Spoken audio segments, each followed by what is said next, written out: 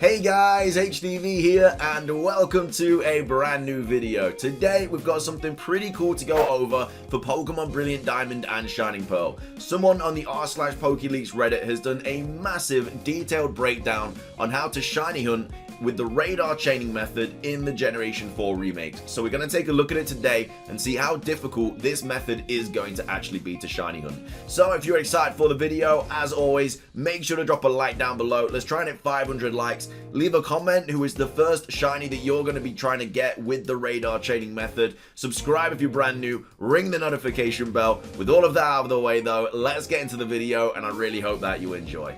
So, starting things off, this is the huge detailed Reddit post by Athenia on the r/PokeLeaks Reddit. Again, as you can see, there's been a lot of effort that's gone into this, so make sure to go show this person some love on this comment section if you are going to use this guide and everything like that, because they literally go over how to radar hunt in Pokemon Brilliant Diamond and Shining Pearl. When the games actually drop, I'll try and do my own guide with like video evidence and everything like that, but it's a little bit difficult to do that at the moment because we don't have the games yet. So as of right now, we can just kind of go over text, but like I say, when the games drop, I'll do a massive video on shiny hunting with like videos and everything like that with the radar chaining method. So anyway, they posted saying, I'll be giving and sharing a simple and straightforward guide of everything that I know about the Poke Radar and how you can successfully chain in these games with it. For the most part, the Poke Radar works in the same way as it did before, because it was in the Generation 4 original games if you didn't know. However, Masuda has definitely made changes to the Poke Radar. If something is bold with italics, then that means it's new or different in some way or completely. So if something is stricken out with italics, it means that it has been further looked at and it is not the case any longer. So yeah, anything that has like a line through it, it means it doesn't matter anymore. So number one, how to actually obtain the Poke Radar. Well, it's very easy. It's the same as the old games. You beat the Elite Four and then you complete your Sinnoh Dex. And then how do you actually get the chaining Pokétch app? You talk to Professor Oak at Romana's Park, previously what was the Pal Park in the old games. Upon first visit, he will give it to you. This is after you've already obtained the Poke Radar. So we know that when you go into Romana's Park, Professor Oak is there because we saw it in the latest trailer for Brilliant Diamond and Shining Pearl, but he actually gives you the chaining Pokétch app there and then in that kind of meeting. So it's very simple to get the Poke Radar and the chaining method. You basically have to beat the game and complete the Sinnoh Dex, go to Romana's Park, and then you'll have everything you need. So how to prepare for chaining? The same way as before, buy lots of balls like quick balls and repeats balls, stock up on preferably max repels or any repel that you prefer. All of them are good now since the new repel feature with reapplying repel exists, whatever works best. So yeah, what they're talking about there is that basically when you use your repel, you know, you go and then it's done. It comes up as a dialog box and says, would you like to use another? And you just click A. It's really, really nice. Then you find your target Pokemon, scout it out, and build your team around it. Get into position, pop your repel, save the game, etc. So, how to start a chain. This is where it gets different. Since now, in Brilliant Diamond or Shining Pearl, you don't have to worry about different patch types. There's only a single general patch type now. However, upon initial use of the Poke Radar, you can no longer just go to any patch that you want to start up and initialize a chain regardless of the distance. Believe it or not now, your chain can actually fail before one and not even start up, even after defeating or capturing the first Pokemon. So yeah, we've saw in like previous posts and stuff and data mines from Kurt and Matt and everything, how difficult chaining is going to be in this game. It's really, really difficult to get to a chain of 40, which is obviously what you want to get because it's a 1 in 99 chance of finding a shiny. But along the way to that 40 chain, there's so many hurdles and everything. It just makes the method really, really difficult. So what you should be doing and looking for, make sure that 4 patches shake, and then make sure you're going to go to any patch that is at least 4 towers away. And then this has all just been crossed out, so you don't need to know about that. If you follow all of these guidelines, then you'll be able to successfully start up a chain. So yeah, the main thing that you need to know is that make sure that 4 patches shake when you do the radar, and then make sure you are going to any patch that is at least 4 towers away. So, how to keep the chain going. So this is the important part, because this is where a lot of people will lose their chain or it will break, and we don't really want that. So after you've defeated or captured your target Pokemon, make sure that you're following the guidelines in the last step before going into another patch. If you have to reset your Poke Radar, then make sure that you're following these guidelines as well with it. So do not use your bike, do not leave the route, and keep your repels active. The reason that you want repels is because if you're doing the radar chaining and then you're walking to a patch and you don't have a repel on, you can easily find another wild encounter just randomly, which will break the chain. So that's why repels are like so important. If you want to have the most successful chain as possible and have the best odds at keeping your chain, then make sure you're capturing Pokemon over knocking them out, which is why you want to stock up on so many repeat balls and quick balls. Catching will give you better rates over fainting by far. You have an 83% chance of your chain advancing if you knock the Pokemon out and are following the guidelines, but you have a 93% chance of your chain advancing if you are catching Pokemon and are following the guidelines. If you are capturing everything, you have a 5% chance to go from a chain of 0 to 40, which is kind of mad. So if you do everything right, you still only have a 5% chance of going from a chain of 0 to 40. Now, of course, as you do chain through 0 to 40, it does constantly increase your shiny odds. It's not like it's 1 in 4096, and then when you get to a chain of 40, then it's 1 in 99. Obviously, your odds get better and better with the more that you chain the Pokemon. It's just you want to get to a chain of 40 because then it's a 1 in 99. So, yeah, kind of crazy, but that's something very important to know, that you need to be catching every Pokemon and not fainting them, because you have a 10% chance of keeping the chain going, as opposed to if you were just knocking them all out. I know it's a little bit more expensive, obviously buying all the quick balls and the repeat balls, but I guess if you fail, you just reset to the save point, because then you get everything back. So what else should I know? So the new patches that 100% contain hidden ability Pokemon can break your chain when entering them, if not within the guidelines. So yeah, if they're not like 4 towers away and stuff and you go into it because it's a hidden ability patch, then yeah, it will break your chain.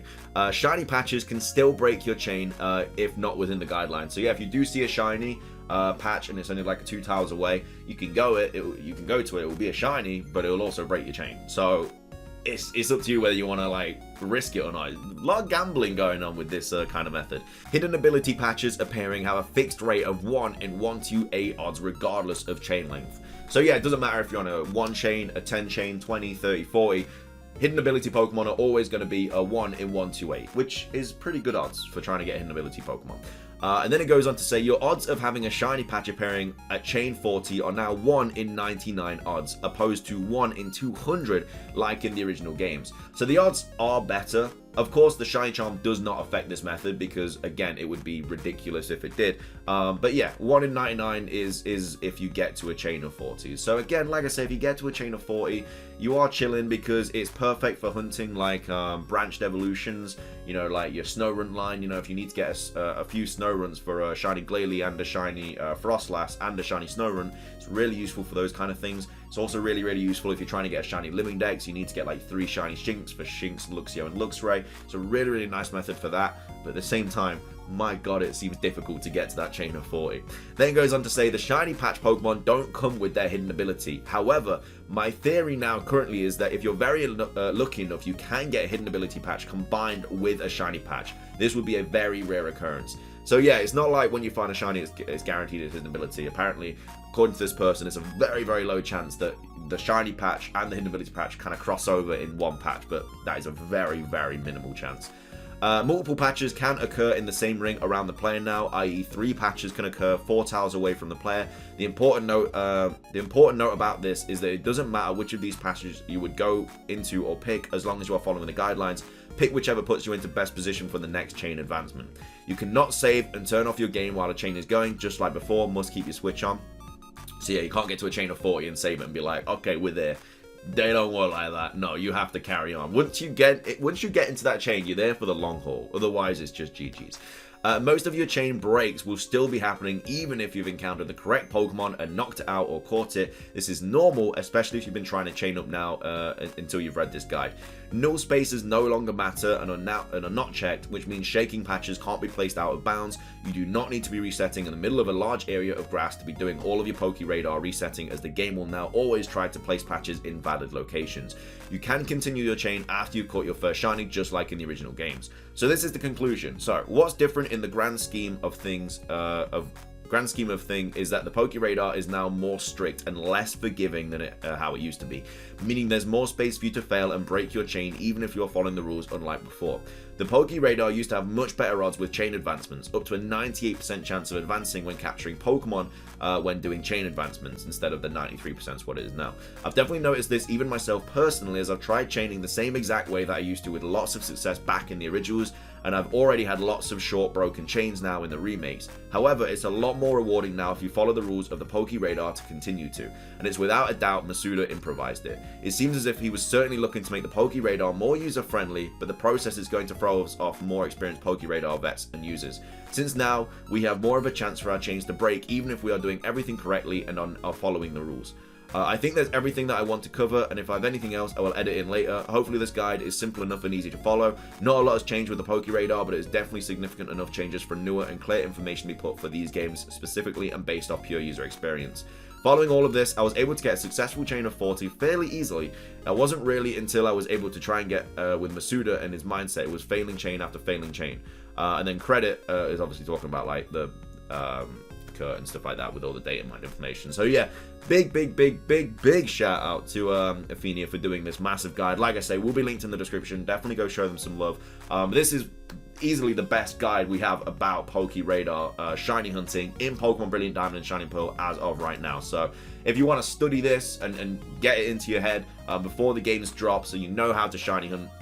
Again, you have to complete the game and complete the Pokedex to actually get the radar and everything like that. So obviously, that's got to be something in the back of your head. But again, in the Generation 4 games, you don't have to catch everything. You just have to see everything. So as long as you battle every single trainer, you should probably be able to complete the Pokedex. I think, anyway. I think Diamond and Pearl had it like that. So yeah, either way, massive shout out to this person for doing this guide. And yeah, it's a really well written guide, and they smashed out the park. Again, when the games actually drop and we get video footage and stuff like that, I'll do hopefully my own guide once I actually know, because I've never done radar chaining before. So once I've come to terms with it and I kind of understand it a little bit more, because I don't really know what I'm doing because I've never done it before, like I say. So yeah, once I've done all that, I'll do my own guide, hopefully to help you all out. So that's the guide. Also, I wanted to go over this for a little bit of a funny thing to go over at the end of the video. So this was posted by Ruffy Rock Rash, and they posted saying, of all things to carry over.